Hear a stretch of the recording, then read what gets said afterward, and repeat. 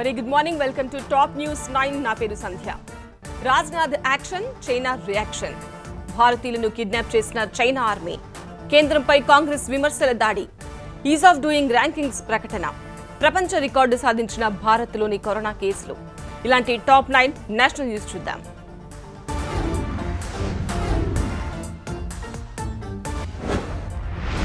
సరిహద్దుల్లో చైనా తీరును ఎండగట్టారు రక్షణ మంత్రి రాజ్నాథ్. రష్యాలో చైనా రక్షణ మంత్రితో ఆయన సమావేశమయ్యారు.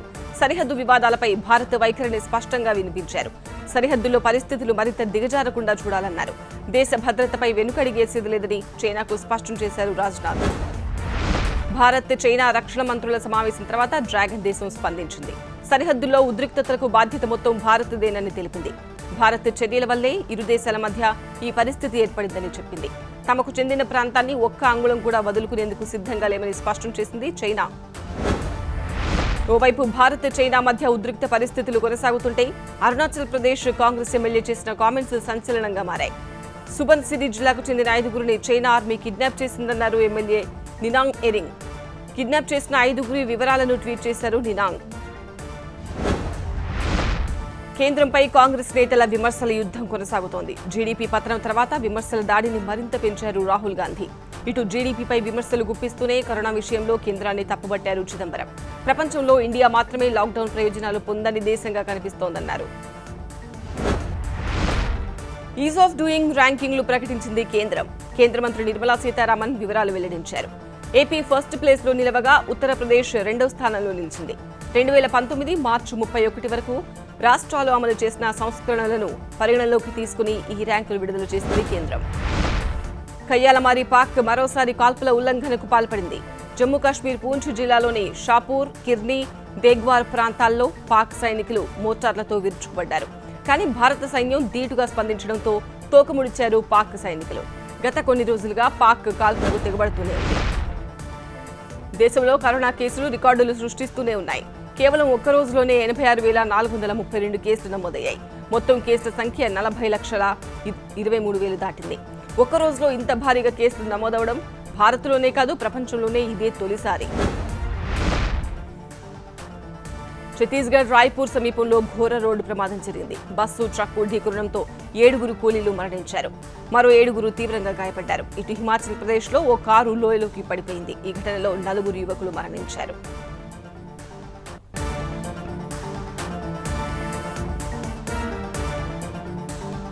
సుశాంత్ మృతి కేసులో సీబీఐ దూకుడు. రియా సోదరుడు షోవిక్, మేనేజర్ శామ్యూల్ కు కస్టడీ విధించిన కోర్టు. రియాకు సమన్లు జారీ చేసిన అధికారులు. ఇక పెరుగుతున్న కరోనా కేసులపై ఆందోళన వద్దంటున్న కేజ్రీవాల్. దేశవ్యాప్తంగా మరో 80 ప్రత్యేక రైళ్లకు రైల్వే శాఖ గ్రీన్ సిగ్నల్. ఇలాంటి టాప్ 9 మెట్రో న్యూస్ ఇప్పుడు చూద్దాం.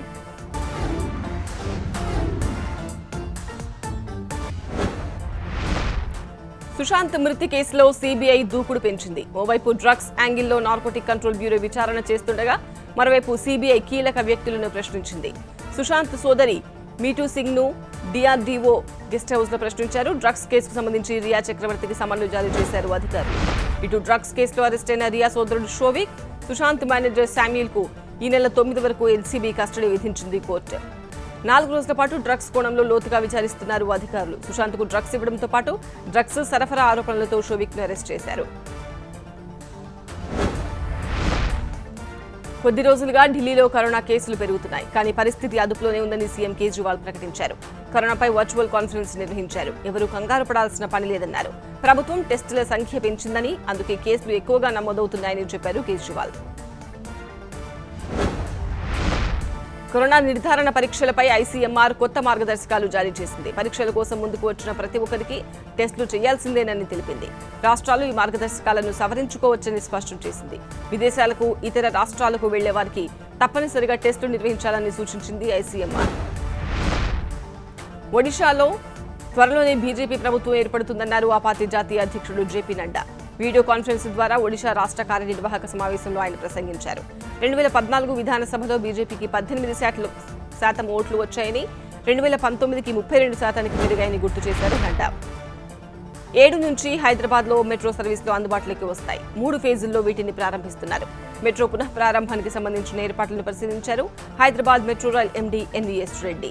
సోమవారం నుంచి ఫేజ్ 1 సర్వీసులు మొదలవుతాయి. మియాపూర్, ఎల్బీనగర్ రూట్లో రైళ్లు నడుస్తాయి. దేశవ్యాప్తంగా మరో 80 ప్రత్యేక రైళ్లను భారత రైల్వే శాఖ నడపనుంది. సెప్టెంబర్ 12 నుంచి ఈ ప్రత్యేక రైళ్లను నడపనున్నారు. వీటికి సంబంధించిన రిజర్వేషన్లు ఈ నెల 10 నుంచి ప్రారంభమవుతాయి. ఇప్పటికే నడుపుతున్న 230 ప్రత్యేక రైళ్లకు అదనంగా వీటిని నడపనున్నట్టు రైల్వే శాఖ ప్రకటించింది. కన్నడ నాట డ్రగ్స్ వ్యవహారం కలకలం రేపుతోంది. తాజాగా కేరళ గోల్డ్ స్కామ్ కు కన్నడ డ్రగ్స్ ఇష్యూకు సంబంధాలున్నట్టు వార్తలు వస్తున్నాయి. ఇందులో కేరళ సిపిఎం కార్యదర్శి బాలకృష్ణన్ కొడియార్ కుమారుడు బినీష్ పేరు బయటకొచ్చింది. కానీ ఈ ఆరోపణలను ఖండించారు. ఒకవేళ రుజువైతే తన కుమారుడికి ఉరిశిక్ష వేసుకోమన్నారు. కరోనా వ్యాక్సిన్ స్పుత్నిక్ వీని భారత్లో ఉత్పత్తి చేసేందుకు రష్యా చర్చలు జరుపుతోంది. దేశంలోని ప్రముఖ ఔషధ తయారీ సంస్థలతో సంప్రదింపులు జరుగుతున్నాయి. వ్యాక్సిన్ స్పుత్నిక్ వీని ఆగస్టు 11న విడుదల చేసింది. ఇటు వ్యాక్సిన్ విషయంలో తమపై వస్తున్న ఆరోపణలను ఖండించింది రష్యా.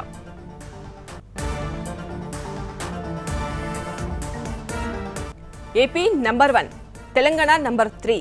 బిజినెస్ రిఫార్మ్ యాక్షన్లో సత్తా చాటిన తెలుగు రాష్ట్రాలు.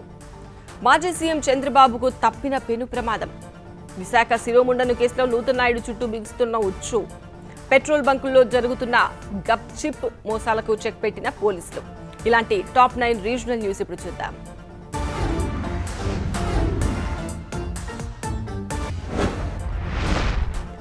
బిజినెస్ రిఫార్మ్ యాక్షన్ ప్లాన్ 2019 ర్యాంకింగ్లను ప్రకటించింది కేంద్రం. దక్షిణ భారతంలో ఏపీ మొదటి ర్యాంకులో నిలిచింది. ఓవరాల్ ర్యాంకింగ్స్ లో కూడా ఏపీ ముందుంది. 2వ స్థానంలో ఉత్తరప్రదేశ్, 3వ స్థానంలో తెలంగాణ ఉంది. ఈజ్ ఆఫ్ డూయింగ్ బిజినెస్ లో ఆంధ్రప్రదేశ్ అద్భుత ప్రతిభ కనబరిచింది. సీఎం కేసీఆర్ తో భేటీ అయ్యారు ఎంఐఎం అధినేత ఓవైసీ. సచివాలయం కూల్చివేతల్లో భాగంగా దెబ్బతిన్న మసీదు పునర్నిర్మించాలని కోరారు. దీనిపై సీఎం కేసీఆర్ సానుకూలంగా స్పందించారు. కొత్త సెక్రటేరియట్లో మందిరం, మసీద్, చర్చ్ నిర్మిస్తామని హామీ ఇచ్చారు.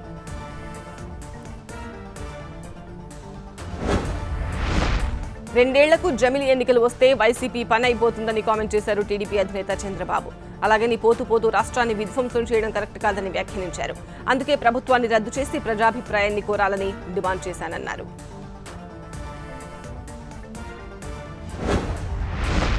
జమిలి ఎన్నికలు వస్తాయన్న ప్రతిపక్ష నేత వ్యాఖ్యలను ఖండించారు మంత్రి బొత్స. ఏడాదికి ఒకసారి ఎన్నికలు రావాలన్న తహతహలో చంద్రబాబు ఉన్నట్టు ఉన్నారని కామెంట్ చేశారు. మరోవైపు పెట్టుబడుల సంస్కరణల్లో దేశంలోనే ఏపీ నెంబర్ 1గా నిలిచిందన్నారు.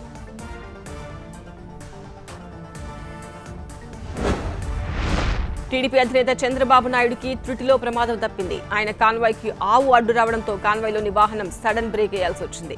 దీంతో 2, 3వ వాహనం ఢీకొన్నాయి. చంద్రబాబు నాయుడు విజయవాడ నుంచి హైదరాబాద్ వస్తుండగా దండుమల్కాపురం దగ్గర ఈ ప్రమాదం జరిగింది. కొమరం భీం జిల్లాలో తెలంగాణ డీజీపీ పర్యటన కొనసాగుతోంది. సబ్ డివిజన్ అధికారులతో డీజీపీ మహేందర్ రెడ్డి సమీక్ష నిర్వహించారు. సర్కిల్స్ వారీగా ఒక్కొక్కరి నుంచి సమాచారం సేకరిస్తున్న డీజీపీ మావోయిస్టుల కదలికలపై ఆరా తీస్తున్నారు.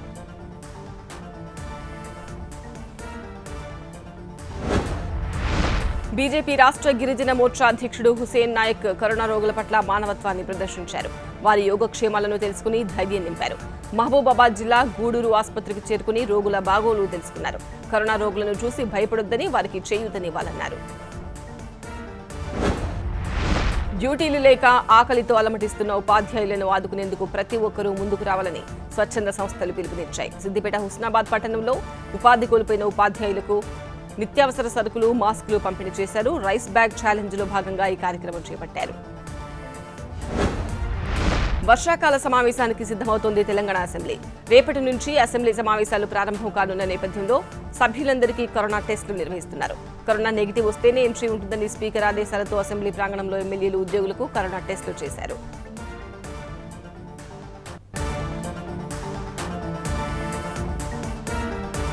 ఎన్ఆర్ఐలకు ట్రంప్ గాలం. భారత్ చైనా సరిహద్దు వివాదంపై ట్రంప్ స్పందన. రణరంగంగా మారిన చిలీ రోడ్లు. లాక్డౌన్ ఎత్తేయాలని రోడ్డెక్కిన జనాలు. వ్యాక్సిన్ పై WHO కీలక వ్యాఖ్యలు. ఇలాంటి టాప్ 9 ఇంటర్నేషనల్ న్యూస్ ఇప్పుడు చూద్దాం.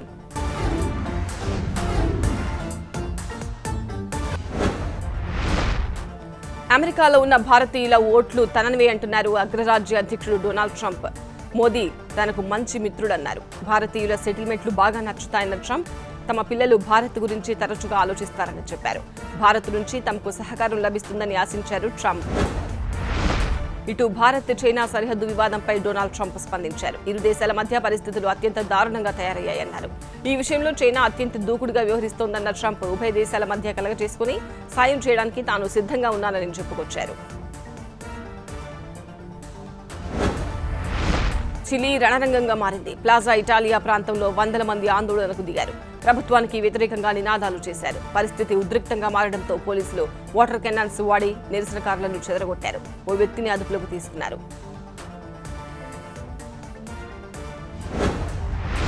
ఆస్ట్రేలియాలో లాక్డౌన్ తీసేయాలని భారీ ఎత్తున నిరసనలు జరుగుతున్నాయి. మెల్బోర్న్లో నిరసనలు హింసాత్మకంగా మారాయి. పోలీసులకు ఆందోళనకారులకు మధ్య ఘర్షణలు చెలరేగాయి. ప్రభుత్వం లాక్డౌన్ పేరుతో తమ హక్కులను కాలరాస్తోందని ప్రజలు నినాదాలు చేశారు. వందలాది మందిని అరెస్ట్ చేశారు. బంగ్లాదేశ్లో మసీదు కిందుగా వెళ్తున్న గ్యాస్ పైప్ లైన్ పేలింది. ఈ ప్రమాదంలో 11 మంది ప్రాణాలు కోల్పోగా మరో 26 మంది తీవ్రంగా గాయపడ్డారు. బైటు సలాట్ జేమ్ మసీదులో ఈ ఘటన జరిగింది. ప్రార్థనలు ముగించుకుని ఇంటికి బయలుదేరుతున్న సమయంలో ఒక్కసారిగా పేలుడు సంభవించింది. కరోనా వ్యాక్సిన్ పై ప్రపంచ ఆరోగ్య సంస్థ కీలక వ్యాఖ్యలు చేసింది. సురక్షితం, సమర్థవంతం అని నిరూపణ అయ్యే వరకు ఏ వ్యాక్సిన్ ను సిఫార్సు చేయమని స్పష్టం చేసింది. పలు దేశాలు టీకా అనుమతుల కోసం తమ చట్టాల్లో మార్పులు చేసేందుకు ప్రయత్నిస్తుండటంతో ఈ వ్యాఖ్యలు చేసింది WHO. చైనా నుంచి భారత్, బంగ్లాదేశ్ కు తరలించే తమ కంపెనీలకు ప్రోత్సాహకాలు ఇవ్వాలని జపాన్ ప్రభుత్వం నిర్ణయించింది. ఏషియన్ దేశాలన్నింటిలోనూ తమ దేశానికి చెందిన సంస్థలు విస్తరించాలన్న ఉద్దేశంతో ఈ రాయితీలు ప్రకటించింది. దీనికోసం బడ్జెట్లో భారీగా కేటాయింపులు చేసింది జపాన్. విటమిన్ డి లోపించిన వారికి కరోనా ముప్పు 60% అధికమని షికాగో యూనివర్సిటీ పరిశోధకులు చేసిన అధ్యయనంలో తేల్చింది. రోగ నిరోధక శక్తి పెంపొందడంలో విటమిన్ డి పాత్ర కీలకమని, ఇది శరీరంలో టీ సెల్స్, మ్యాక్రోఫేజెస్ వృద్ధికి తోడ్పడుతుందని చెప్పింది.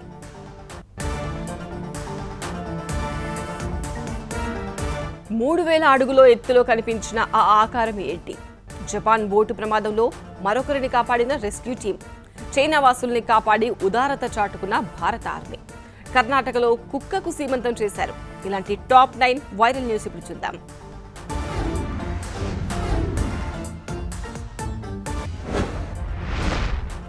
లాస్ ఏంజల్స్ ఎయిర్పోర్టు దగ్గరలో జరిగిన ఓ ఘటన చర్చనీయాంశమైంది. 3000 అడుగుల ఎత్తులో ఓ వ్యక్తి ఎగురుతూ విమాన పైలట్లకు కనిపించాడు. అతను జెట్ ప్యాక్ సాయంతో ఎగురుతూ వెళ్లి ఉండవచ్చని అంటున్నారు. నిజానికి జెట్ ప్యాక్ తో ఎగిరితే అంత దూరం వెళ్లలేరు. మనిషిలా ఉన్న ఆ ఆకారం ఏంటి అనేది ఇప్పుడు మిస్టరీగా మారింది.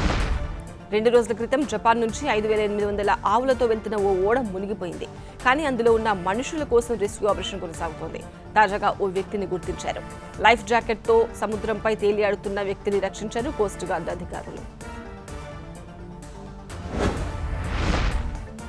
మరోసారి భారత సైనికులు తమ ఉదారతను చాటుకున్నారు. పొరపాటున భారత భూభాగంలోకి వచ్చిన చైనా పౌరుల ప్రాణాలు నిలబెట్టారు. కారులో ప్రయాణిస్తున్న 3 చైనీయులు దారి తప్పి ఉత్తర సిక్కిం ప్రాంతానికి వచ్చారు. వారికి ఆక్సిజన్, ఆహారం, వెచ్చని దుస్తులు అందించి తిరిగి వెళ్లేందుకు దారి చూపింది భారత ఆర్మీ. ముడి చమురుతో వెళ్తున్న ఓడలో చెలరేగిన మంటలను భారత్ సహాయంతో అదుపు చేశామని శ్రీలంక నేవీ ప్రకటించింది. అన్ని వైపుల నుంచి దానిని రక్షించగలిగామని ప్రకటించింది.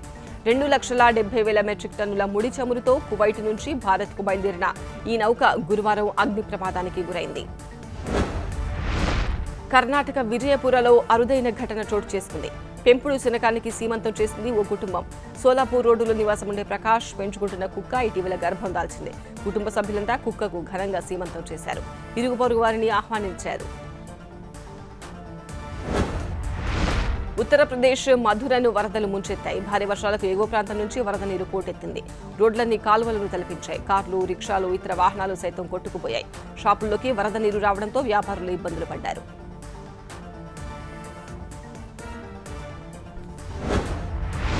ఓ వ్యక్తి చేసిన వండర్ వీడియో అందరినీ ఆకట్టుకుంటోంది. అతను భూతద్దంలో చూస్తుండగా ఓ కన్ను కనిపించింది.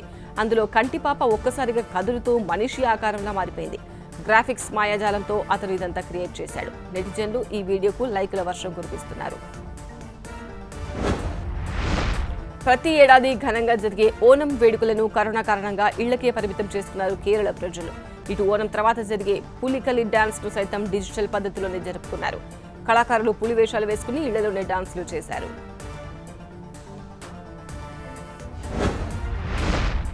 చిత్తూరు జిల్లా పలమనేరులో ఏనుగు హల్చల్ చేసింది. బెంగళూరు చెన్నై జాతీయ రహదారిపై జగమర్ల అటవీ ప్రాంతం దగ్గర రోడ్డుపై ఏనుగు ఒంటరిగా సంచరించింది. హైవే మీదకు రావడంతో వాహనదారులు షాక్ అయ్యారు. భయంతో ఒక్కసారిగా పరుగులు తీశారు.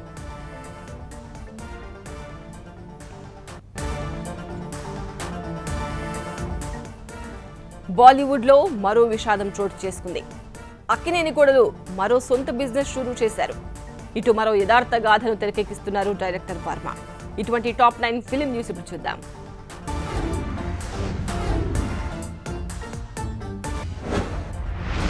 నేర్చుకోవడం అనే అలవాటుకు అవధులు లేవంటున్నారు హీరో మహేష్ బాబు. విద్యాబుద్ధులు నేర్పించి స్ఫూర్తివంతంగా నిలిచిన ఉపాధ్యాయుల పట్ల కృతజ్ఞతలై ఉంటారన్నారు. ఈ విపత్కర పరిస్థితుల్లో కూడా విద్యార్థులకు బాధ్యతగా ఉంటున్న టీచర్లకు ధన్యవాదాలు అంటూ ట్వీట్ చేశారు. బాలీవుడ్ ప్రముఖ దర్శక నిర్మాత జానీ బక్షి గుండెపోటుతో కన్నుమూశారు. ఆయన వయసు 82 ఏళ్లు. రావణ్, ఫిర్ తేరీ కహానీ యాద్ తదితర సినిమాలను నిర్మించడమే కాక డాకు ఔర్ పోలీస్, ఖుదాయ్ లాంటి సినిమాలను డైరెక్ట్ చేశారు. బాలీవుడ్ ప్రముఖులు ఆయన మృతి పట్ల దిగ్భ్రాంతి వ్యక్తం చేశారు. దక్షిణాది సినీ పరిశ్రమలపై కేంద్ర వైఖరిని తప్పుబడుతూ ప్రకటన విడుదల చేశారు తమిళ సినీ నిర్మాతలు, థియేటర్స్ డిస్ట్రిబ్యూషన్ సంఘాలు.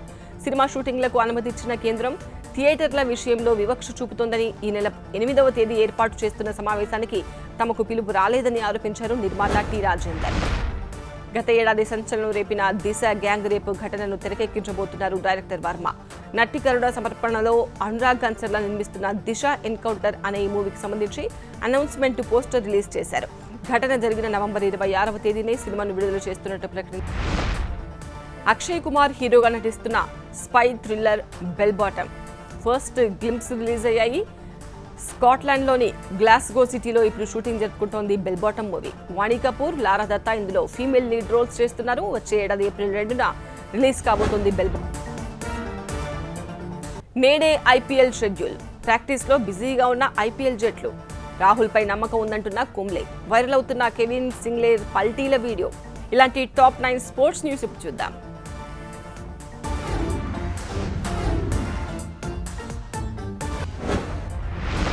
ఎప్పుడెప్పుడు అని ఎదురు చూస్తున్న ఐపీఎల్ షెడ్యూల్ ను నేడే ప్రకటించే అవకాశం ఉంది. ఇదే సమయంలో బీసీసీఐ చేసిన ఓ ట్వీట్ ఆసక్తి పెంచింది. తొలి match royal Challengers Bengaluru, Kolkata night riders మధ్య జరగనుందనే హింట్ ఇచ్చింది. కెప్టెన్లు కోహ్లీ, దినేష్ కార్తిక్ల ఫోటోలతో ఓ పోస్ట్ చేసింది బీసీసీఐ.